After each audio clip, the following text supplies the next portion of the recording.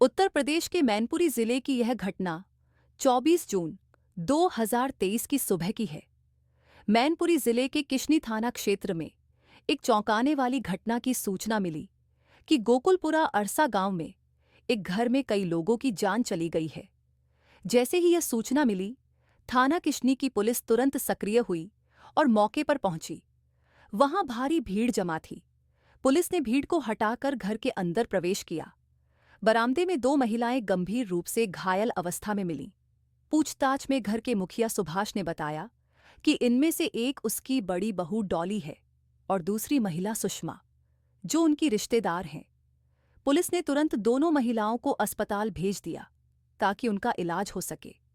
इसके बाद पुलिस अधिकारी आंगन में पहुंचे, जहां 3 लोग मृत अवस्था में पाए गए। उनकी स्थिति देखकर यह अंदाजा लगाया गया कि उनकी जान हिंसक तरीके से गई थी।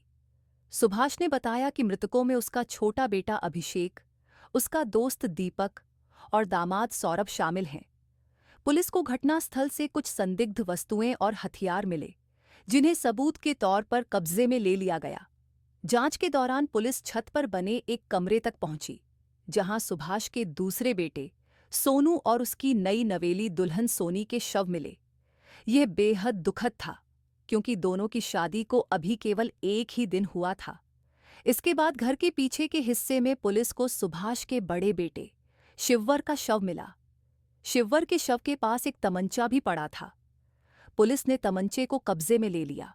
उसके बाद उसकी तलाशी लेने पर जेब से मिर्च स्प्रे और नींद की गोलियों के 2 खाली पत्ते मिले। पुलिस ने इन्हें भी कब्जे में ले लिया। इसके अलावा पुलिस ने कमरे से एक कुल्हाड़ी और फरसा भी बरामद किया। फिर पुलिस ने सभी मृतकों के शवों का पंचनामा तैयार कराकर उन्हें पोस्टमार्टम के लिए मैनपुरी के जिला अस्पताल भेज दिया। घटना की जांच के दौरान जब पुलिस ने सुभाष यादव से इस हृदय विदारक घटना के बारे में जानकारी ली, तो उन्होंने बताया कि यह दर्दनाक घटना उनके बड़े बेटे शिववर ने अंजाम दी। दरअसल 22 जून को उनके मंझले बेटे सोनू की शादी थी। बारात गंगापुरा, इटावा गई थी। 23 जून को बारात लौटने के बाद घर में बहू की मुंह दिखाई और अन्य रस्में पूरी हुईं।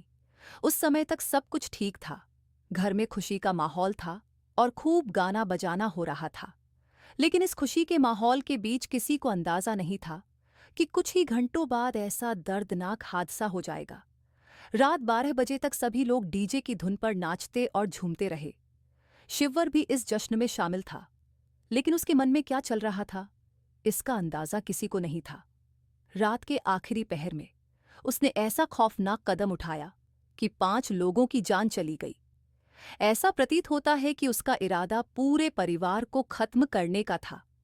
हालांकि वह अपनी पत्नी और बेटी सहित कुछ अन्य लोगों को नुकसान नहीं पहुंचा पाया।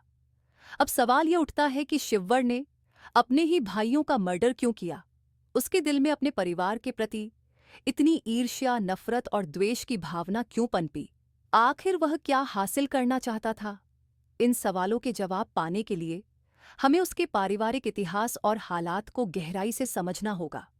यदि आपने अभी तक चैनल को सब्सक्राइब नहीं किया है, तो कृपया चैनल को सब्सक्राइब कर लें, वीडियो को लाइक करें और एक छोटा सा कमेंट भी छोड़ें।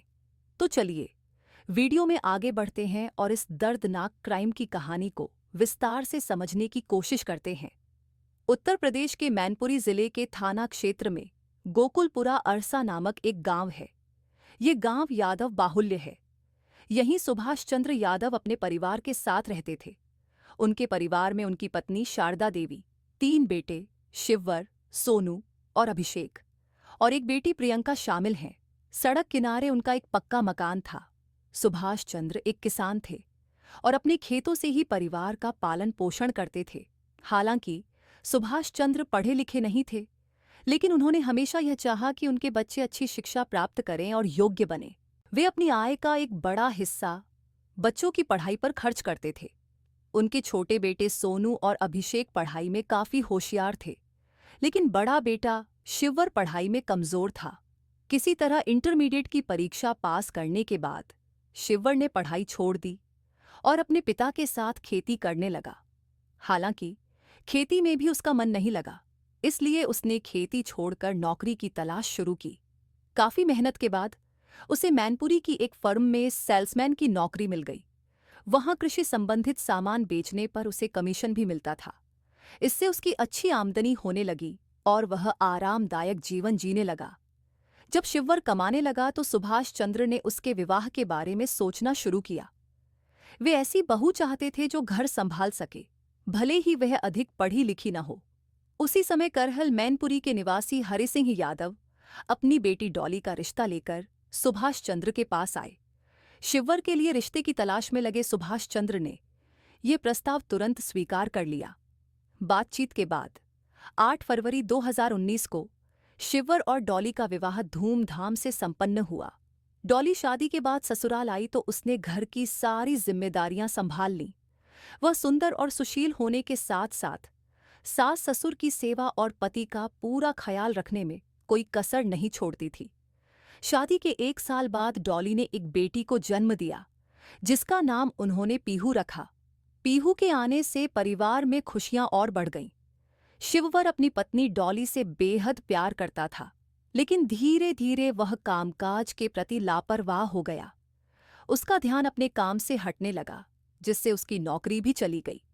बेरोजगार होने के बाद शिववर इधर उधर घूमने लगा और गलत संगत में पड़ गया। वह नशा करने लगा और अपराधी प्रवृत्ति के लोगों के संपर्क में आ गया। जब डॉली उसे रोकने की कोशिश करती तो वह उसे डांट देता और कभी-कभी उस पर हाथ भी उठा देता। सुभाष अपने बेटे शिववर के बिगड़ते हुए रास्ते को देखकर बहुत चिंतित थे। वह समझ नहीं पा रहे थे कि शिववर को सही रास्ते पर कैसे लाया जाए। काफी सोच विचार के बाद उन्होंने उसके लिए किशनी कस्बे में एक फ्लैक्स की दुकान खुलवाई। इस दुकान में बैनर और पोस्टर बनाने का काम शुरू किया गया। शुरुआत में शिववर को इस काम से कुछ कमाई भी हुई, लेकिन धीरे धीरे उधारी बढ़ने लगी। हालात ऐसे हो गए कि दुकान का किराया और कर्मचारियों की मजदूरी देना भी मुश्किल हो गया। नुकसान बढ़ता गया और अंत में शिववर को मजबूरन दुकान बंद करनी पड़ी। इस काम में वह कमाने के बजाय और ज्यादा कर्जदार हो गया। इस बीच सुभाष की बेटी प्रियंका भी जवान हो चुकी थी। सुभाष चाहते थे कि उसकी शादी जल्दी कर दी जाए। प्रियंका खूबसूरत थी, लेकिन उसने ज्यादा पढ़ाई नहीं की थी। 8वीं कक्षा के बाद उसकी मां शारदा ने उसकी पढ़ाई बंद करवा दी थी और उसे घर के कामों में लगा दिया था। शारदा का मानना था कि ज्यादा पढ़ी लिखी लड़की के लिए अच्छा लड़का ढूंढना मुश्किल होता है। सुभाष ने प्रियंका के लिए एक योग्य वर की तलाश शुरू की और उनकी खोज सौरभ पर आकर खत्म हुई। सौरभ मैनपुरी जिले के चांद हवेलिया गांव का रहने वाला था। वह 24 साल का था और दूध के व्यवसाय के साथ साथ खेती में भी अपने पिता रामकृष्ण की मदद करता था। सुभाष को सौरभ पसंद आया और उन्होंने 6 जून 2021 को प्रियंका का विवाह सौरभ से कर दिया। प्रियंका का ससुराल हर सुविधा से संपन्न था और वह अपने पति के साथ खुशी खुशी रहने लगी। सुभाष अपने बड़े बेटे शिववर की वजह से दुखी थे, लेकिन उनके दोनों छोटे बेटे उनकी खुशी का कारण बने हुए थे।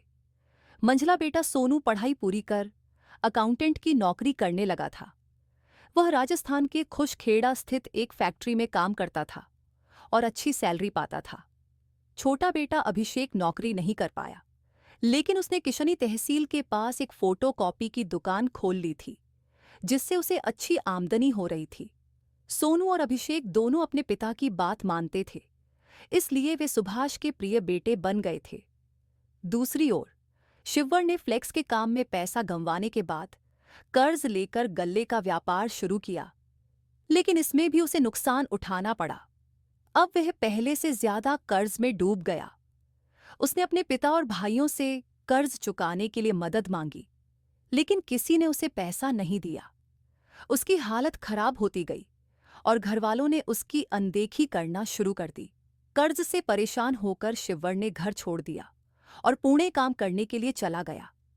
वहां वह किसी फैक्ट्री में काम करने लगा और 1 साल तक घर नहीं लौटा। 1 साल बाद जब वह वापस आया तो कर्जदार उसके घर आने लगे और उससे पैसे मांगने लगे। शिववर ने घरवालों से पैसे मांगे, लेकिन सभी ने देने से साफ इनकार कर दिया।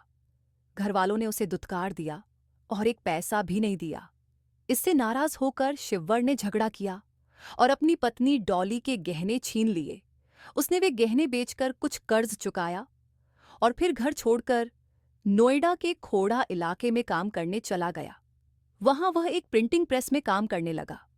कुछ समय बाद उसने अपनी पत्नी डॉली को भी अपने साथ नोएडा बुला लिया। शुरुआत में डॉली ने कुछ महीने शिवर के साथ खुशी खुशी बिताए, लेकिन जल्द ही दोनों के बीच झगड़े होने लगे। ये झगड़े अक्सर गहने बेचने को लेकर होते थे। एक दिन झगड़ा इतना बढ़ गया कि शिवर ने डॉली को बुरी तरह पीटा और गुस्से में उसका सिर दीवार पर पटक दिया, जिससे डॉली का सिर फट गया। गुस्से और निराशा में डॉली अपनी मासूम बच्ची को लेकर आनंद विहार बस अड्डे पहुंची और वहां से बस पकड़कर करहल होते हुए अपने मायके आ गई। उसके माता पिता ने उसे गले लगाया और दोबारा शिवर के पास न भेजने का फैसला लिया। कुछ दिन बाद शिवर डॉली को लेने मायके पहुंचा, लेकिन डॉली के माता पिता ने उसे खूब फटकार लगाई और डॉली को वापस भेजने से इनकार कर दिया। शिवर ने माफी मांगकर और डॉली को मनाने की बहुत कोशिश की, लेकिन डॉली ने पति के साथ जाने से साफ मना कर दिया। अपमानित होकर शिवर मायके से लौट आया और सारी बात अपने माता पिता को बताई। इसके बाद वह वापस नोएडा चला गया। इधर जब डॉली कई महीनों तक ससुराल नहीं लौटी, तो गोकुलपुरा अरसा गांव में चर्चाएं होने लगीं।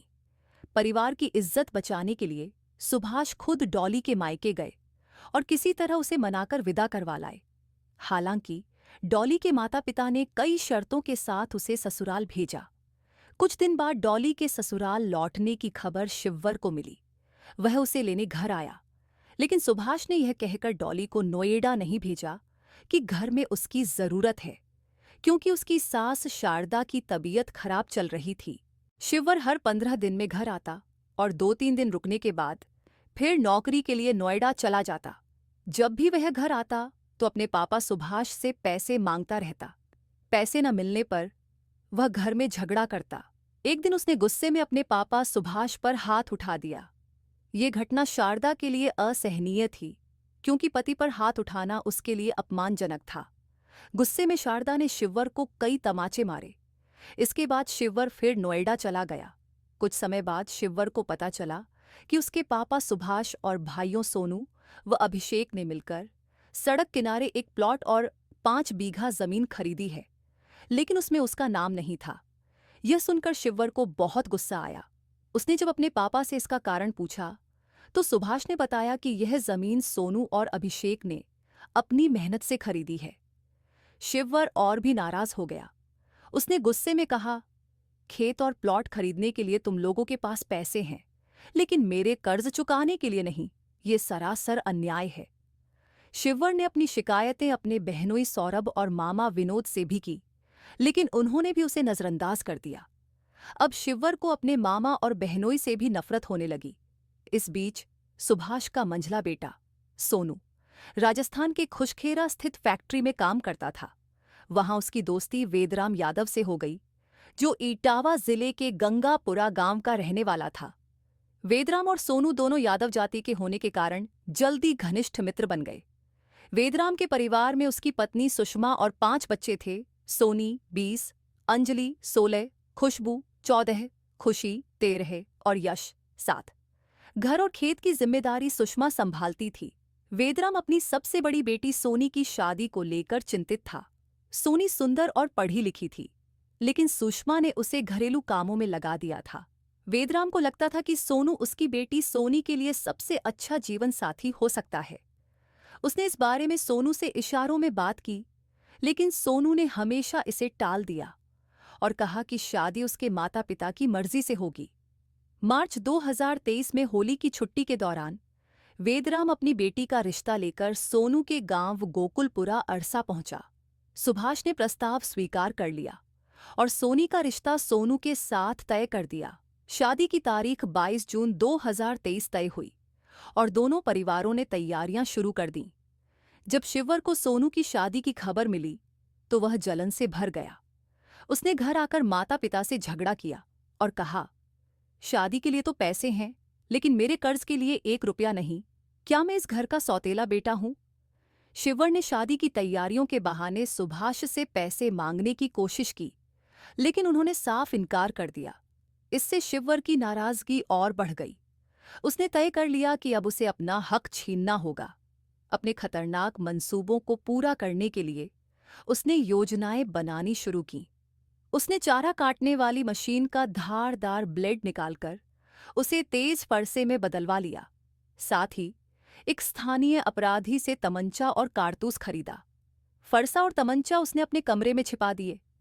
इसके अलावा मिर्ची स्प्रे और नींद की गोलियां भी इकट्ठा की।